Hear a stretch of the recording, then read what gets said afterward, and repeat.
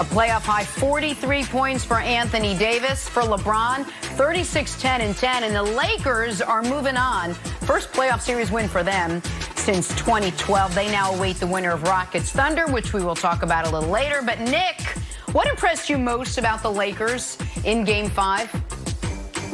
Yeah, I mean, Jenna, you alluded to it off the top of the show. It's one thing to win a series, another thing to win a series in 5 when you're clearly the massive underdog.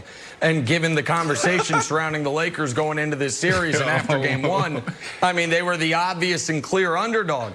I mean, I shared a video this weekend that has some of my closest friends, some of the best sports commentators, and Paul Pierce on it, all explaining the structural advantages that the Portland Trailblazers had over the Lakers. We got the great Emmanuel Acho saying they have a better roster. You got Stephen A saying it'll go 7. He won't pick the Blazers to win, but it'll go 7. You got Coward picking the Blazers. My friend Adam Shine saying the Blazers got better start in 5. So I'm amazed the Lakers were able to do it. It turns out having the best player in the world and the best big man in the world is a really good structural advantage going into the postseason.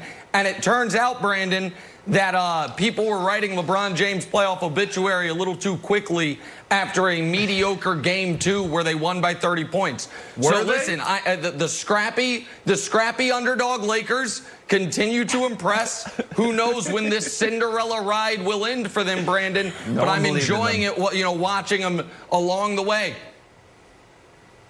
Wow, I mean, this underdog team, they're playing amazing. And there's a few things that stand out to me.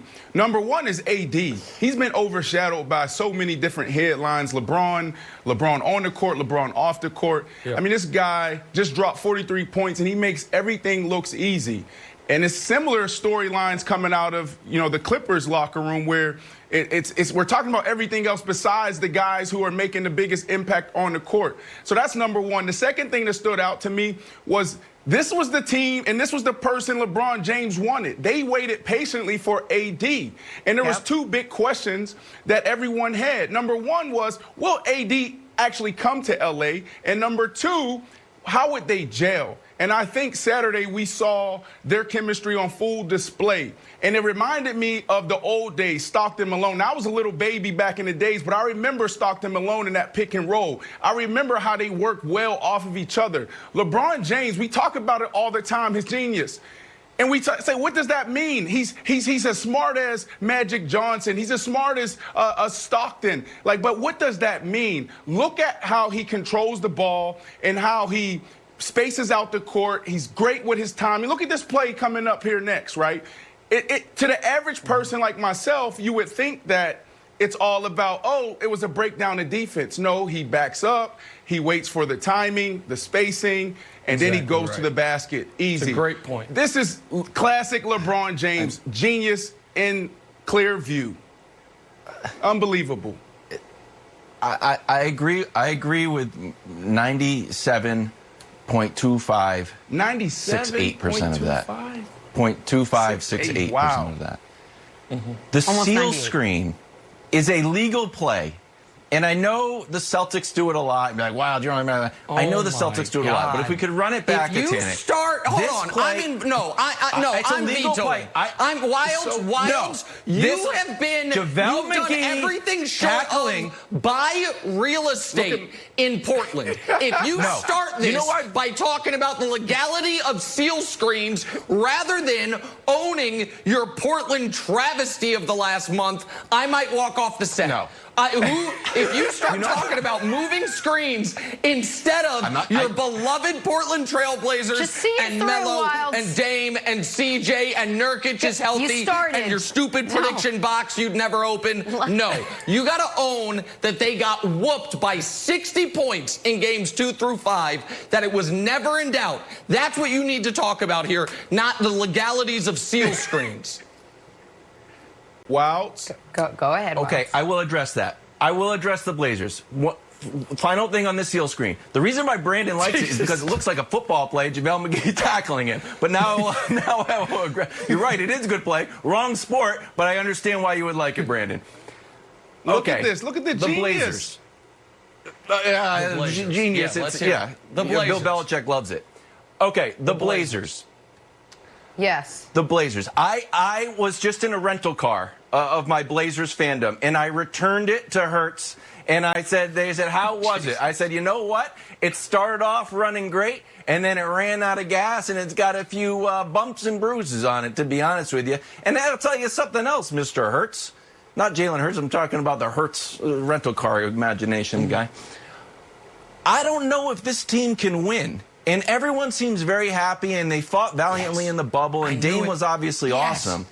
But I don't know what happens to this team. We know the Warriors are going to be back. So take a pen or a pencil the Warriors in. Are the Suns going to be good?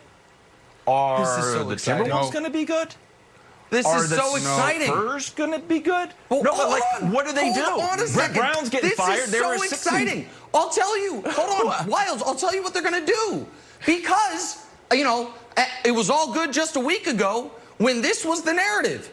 When healthy, the Blazers are a 3 or a 4 seed. Well, so go into next year healthy. Be a 3 or a 4 seed. That's it, right? Now, see, this happened. I can't believe it's actually happening in real time. It goes from the LeBron and the Lakers should be scared, or LeBron and whatever team he's on should be scared, to the moment playoff LeBron nukes them. You know what? That team might suck. Might need to blow it up. Fire the coach. Trade CJ. I don't even know if they're a playoff team next year. You can't do this. They're not. It is unbelievable, Brandon, what's happening. You say they have nothing? The Blazers were the trendy, sexy team. They present all these matchup problems. When Nurkic is out there, they're a totally different team. And now it's like, you know what? I think they might be the 8th seed if they're lucky next year. Of course this is where it goes. Of course, folks are going to pretend they were not riding the Blazers bandwagon. Brandon, you weren't here yet, but Wilds used a car analogy.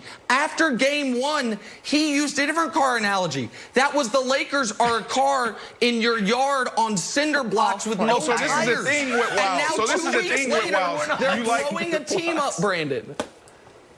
Go ahead, Brandon. So this is the thing with Wilds. You like to use these car analogies. What's going on, Wilds?